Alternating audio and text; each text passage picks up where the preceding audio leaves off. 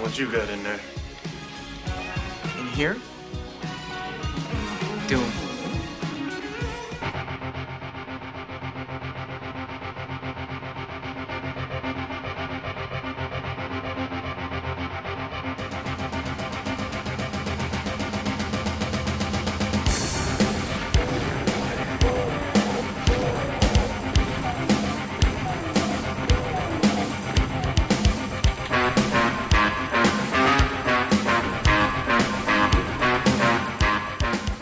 Hey kids, let's talk about Doom. Y'all know what Doom is. People say to me, they say, pro Doom wins, Civvie. Actually, they say, where's Pro Blood postmortem? I was waiting for End Blood to come out, and now it has, so soon. And since I wanted to do a video on Sigil, John Romero's upcoming whole new episode, it'd be a good idea to do Doom now.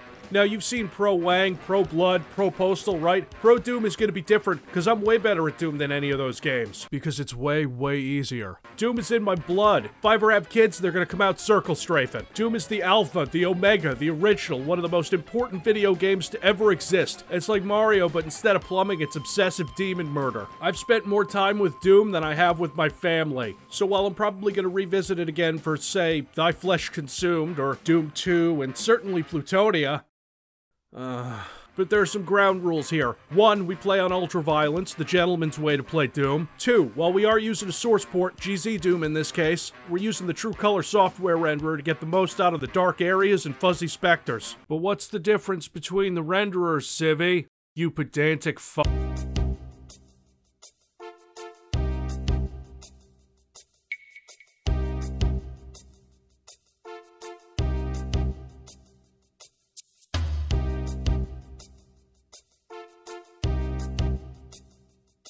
OpenGL isn't the same, it's just not. It kind of muddles everything, you know, smooths it out too much.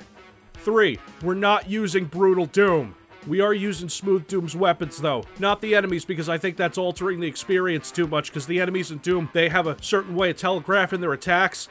You'll see it. And also I had to slightly tweak the shotgun in Smooth Doom because the timing was off. Not to toot my own horn here, but when I booted it up and picked up the first shotgun, I noticed immediately that it was off and I had to fix it.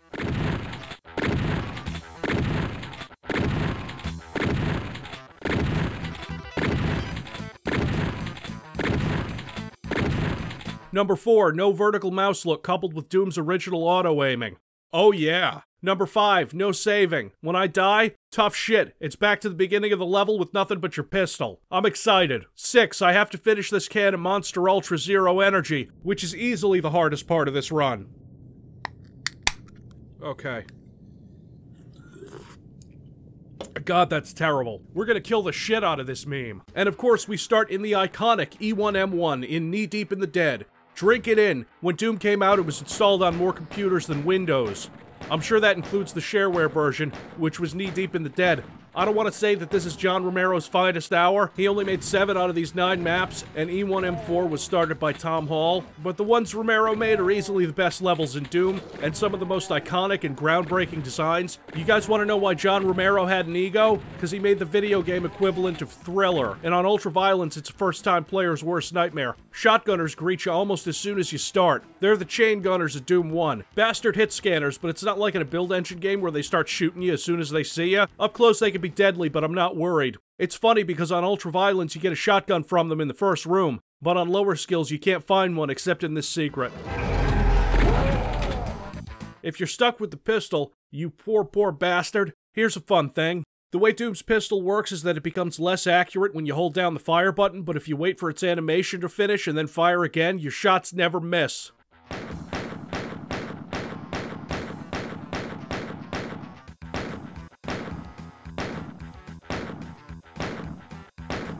This is practically useless information because you will almost never use the pistol, and it's taken me longer to talk about this level than it did to play it. It feels weird explaining how these monsters work to people because it's so much simpler than like any shooter I've done a pro series on, which is why this is only 1 episode. All the monsters telegraph their attacks, it's a little less noticeable on hit scanning enemies, but imps, pinkies, barons, cacodemons, cyber demons, spider demons, and oh, lost souls.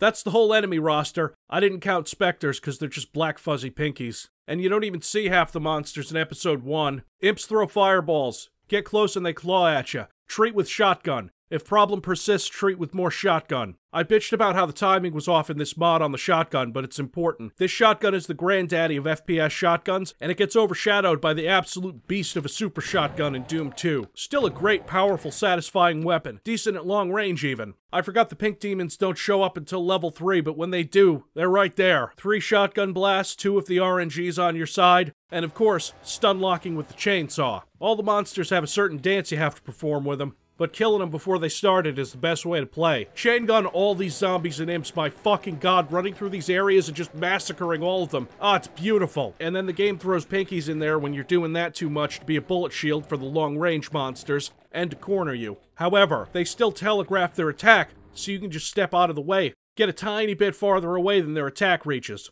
Here's the thing, I'm not thinking about this while I'm doing it. I'm watching this footage after the fact and explaining because this shit is muscle memory.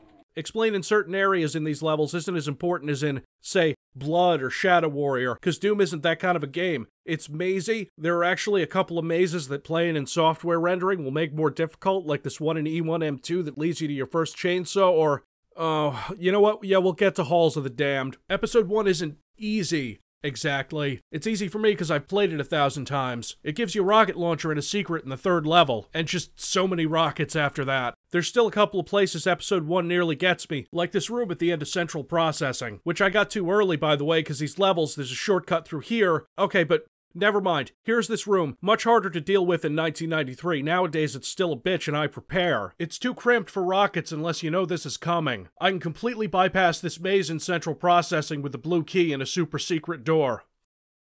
I mean, I'm still gonna go through it and kill all these guys. Computer Station is the most episode 1 level of episode 1. It is by far my favorite. It's packed with traps, monsters, nonlinear hallways. This level is too good. It's that penultimate challenge before the boss level that throws everything at you. A+.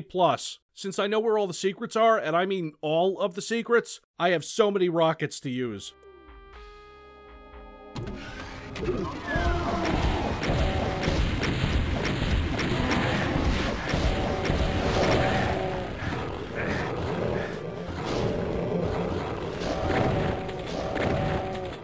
I almost die. Almost, because on Ultraviolence the sheer number of specters in this arena is ridiculous, but I get out and I win, and entering the Phobos anomaly technically kills you, or ends the level when your health is below a certain point, signifying the Doom guy has died and is on his way to hell.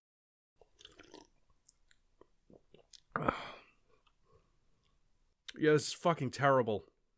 Straight into Deimos Anomaly. Let's talk about how Bobby Prince only barely avoided plagiarizing a bunch of metal and hard rock songs like AC/DC's Big Gun, Metallica's Master of Puppets, No Remorse, and also The Slayer, Pantera. You guys know. I can't do a side-by-side comparison because YouTube's copyright bots will get me. Anyway, if you're playing on lower skills, you may not even meet the Keika Demon here, because it's just a lost soul. Unless you find this secret with the plasma gun in it, which you should. Plasma gun is awesome, and I try to save as much plasma ammo as possible for the Cyber Demon because, honestly, fuck that rocket duel stuff. The Cyber Demon doesn't take any splash damage from explosions. That's just the way it is in Doom for boss monsters. Keika Demon, okay. It's got a projectile you dodge and a melee attack you should never even be able to trigger if you're playing correctly. 6 shotgun blasts, 5 if you're lucky, or stun lock it with the chain gun or plasma gun, or usually 2 rockets, but I avoid using rockets, especially when they're in groups because they tend to get separated and float away, or just beat the shit out of it. Episode 2 and 3 aren't as good as Episode 1. They're fine, mostly. I even like Containment Area, with the crate maze and the first appearance of the Berserk Pack. If you're a zoomer watching this, a Berserk Pack gives you 100 health and amplifies your regular punch damage by a factor of 10, for the rest of the level, not just when your screen turns red. Really useful for saving ammo. I'm weird, so I like these huge open levels full of secret paths. Most of these maps are credited to Sandy Peterson and were started by Tom Hall. It's weird because I don't know who to credit for this stuff exactly. Sandy Peterson made most of the maps in Episode 3. Tom Hall wasn't really interested in making a fast, brutal shooting game. He wanted to go back to its roots like Commander Keen, because I guess he didn't like money and success and Ferraris and stuff. How does he have that same face? There was a lot of infighting when nobody was listening to Tom Hall's ideas, as if he was in some sort of position of authority there. So the two Johns, John Romero and the benevolent hyper-intelligent architect of the post-singularity simulation we all live in, John Carmack, fired him. And then they brought in Sandy Peterson 10 weeks before the game was done, so keep that in mind when I knock Sandy Peterson's levels for being kinda trash. It's okay, everybody does it. Don't even get me started on the Doom Bible. Refinery is fine as a level. Another neat spike in difficulty when you got 4 Cacodemons caged in front of you at the start. Barons of Hell start showing up more regularly. Nothing too difficult yet till you hit Command Center in a giant sprawling maze of a level that has some tough areas and even secret areas that you have to get to by going over pits of toxic sludge like this one here where the Baron is in the cage. This is a pain, but here's the thing. There's plasma gun and a bunch of ammo here and you're gonna want that. For Lost Souls. Lost Souls are the worst enemy in Doom 1. They're mediated a little bit in Doom 2 because the Super Shotgun 1 hits them, but here, I like to chain gun them, stun lock them, or if I have the ammo, plasma gun, just to keep them from charging. I hate them. Don't use the rocket launcher because they'll get right up in your face and you'll kill yourself. They usually come in groups, like larger groups than you'd see later when pain elementals would show up, because a pain elemental can be put down before they spit out 10 lost souls. Not here though. They're all individually placed in the map, and this secret and containment area thinks I'm gonna chainsaw them.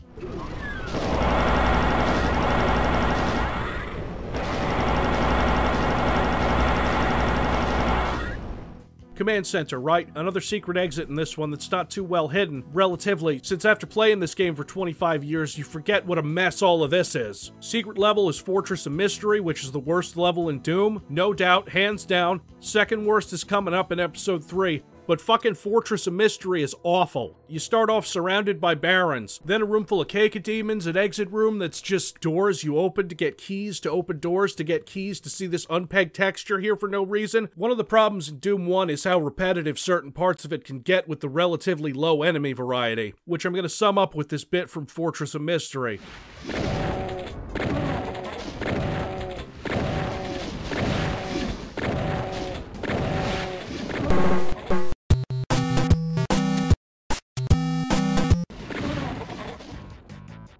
The map I really want to talk about is the one that I have the most trouble with, probably in the entire game, which is Halls of the Damned. One section of Halls of the Damned, and no, it's not the fake exit, that's fine. It's the one in the dark. Yeah, this one. I mean, yeah, you can find a few pairs of light amplification goggles on this level, but...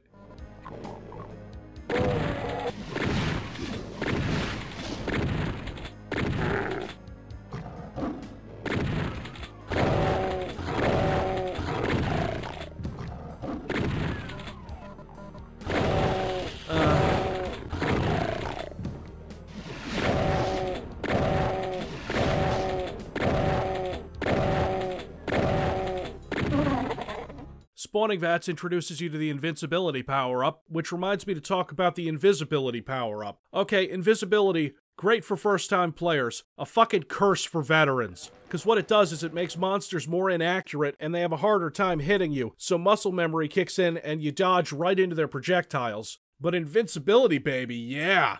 An all-white God mode screen. What's better than that?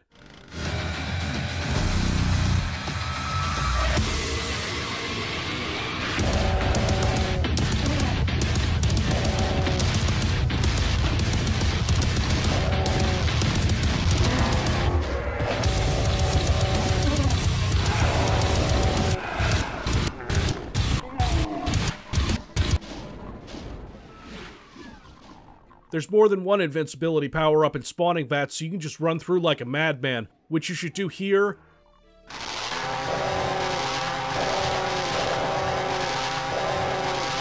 All this is starting to blend together, and I'm only in hour 3 of this now. Getting to the Cyber Demon, Tower of Babel, the infamous Tower of Babel, the pants shitting heard round the world in 1993 because we didn't know how to circle strafe yet. It's just that there's all these goddamn lost souls everywhere, and specifically, one of them blocks my path and boxes me in here, so instead of using the plasma gun, I have to rocket duel. Thanks, you little fucker, real nice. I could have taken him with 3 health. That's the only death in this run, by the way. The Cyber Demon is easy. He's big, he's mean, but once you get the hang of him, he's not a problem. He fires rockets in volleys of 3, and you can circle strafe around him, you know, like this, and I get to be extra careful because of the lost souls getting in my face.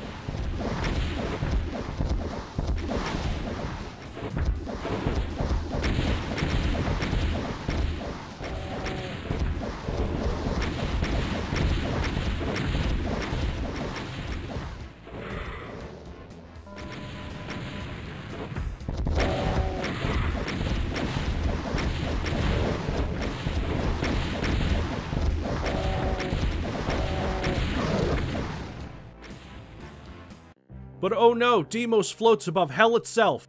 So now you just jump down, I assume, because no falling damage. Or you rappel down from that.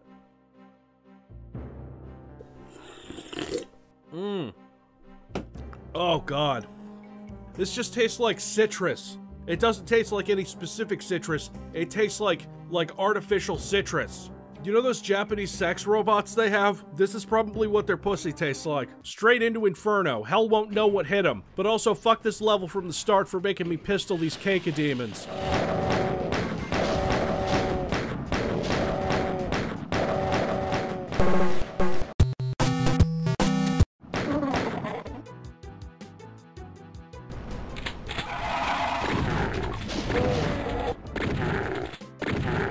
This episode is hell, by the way, the worst that Doom has to offer, because it's time for the infamous Slough of Despair, where Sandy Peterson said, let's make a level shaped like a hand, and then did that, and it's Lost Souls, baby, and tight little spaces with pinky demons, and no chainsaw yet, and it's a little while before you can get to the secret plasma gun in this level. You will absolutely need it.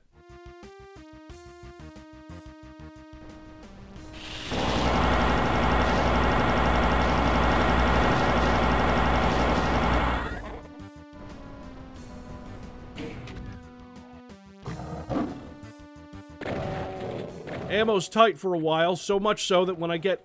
Oh, right, the Lost Souls. What a way to end a level. People gave John Romero shit for Daikatana, but Slough of Despair and Fortress of Mystery should earn Sandy Peterson a flogging. Pandemonium is better, thankfully, even if I run out of ammo and have to punch.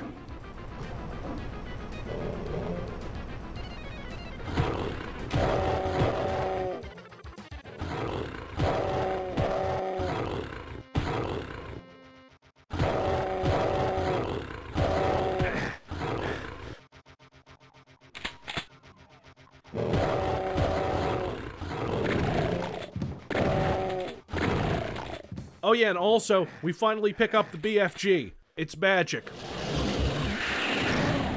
Okay, I guess if you want something a little more detailed, the BFG shoots a big green projectile that does a bunch of damage, pretty much nuking anything weaker than a monster they'd put at the end of an episode. But it's not done, because then it fires 40 invisible tracer attacks, and if you fire it into another room, but you keep facing the same direction and it hits, and then the tracers go into the room that you're in, the BFG is absolutely overpowered. But if you're gonna call something the big fucking gun, you better deliver. Moving on, I don't entirely hate Episode 3. I even like House of Pain's aesthetic in the early level. All this skin and gore and shit, this is good. Unholy Cathedral can fuck right off, though. Hey, you see this crudely drawn sign that looks like a devil? It means there's demons in there. This teleporter puzzle is bullshit. 3 of them take you to the center, and 1 of them takes you over here, but then you gotta... Oh, Jesus. I'm in the 4th hour now, and even pros get tired. And sloppy. These levels are getting worse. Like this last part of House of Pain is actual pain. Look at this. It's a hallway full of medkits with a damaging... This is dumb! This is dumb. Mount Erebus isn't bad, I guess, except this fire blue building. If you kids don't know what fire blue is, it's this.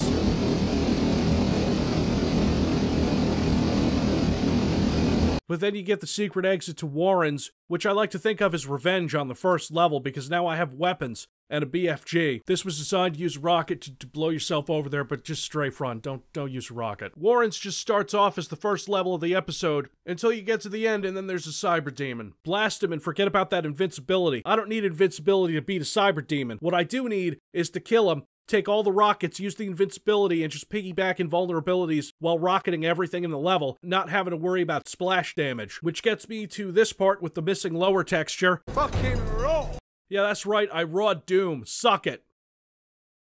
I just want this to stop. Next up is Gate to Limbo, the most disappointing penultimate level in the history of penultimate levels. There's only 47 monsters, and the only thing hard about it is the fact that you have to run around over damaging floors to do a teleport puzzle. It's bullshit, and I only know how to do it because I've done it 1,000 times. Now to the ultimate disappointment, the Spider Mastermind, who could be killed with 1 BFG blast. I'm gonna kill everything in the level anyway, let's go. Because I'm not focusing my BFG blast, it takes 4 to kill the spider, which is weird.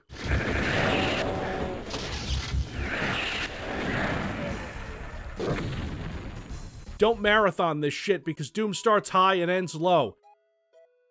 Oh shit, I forgot.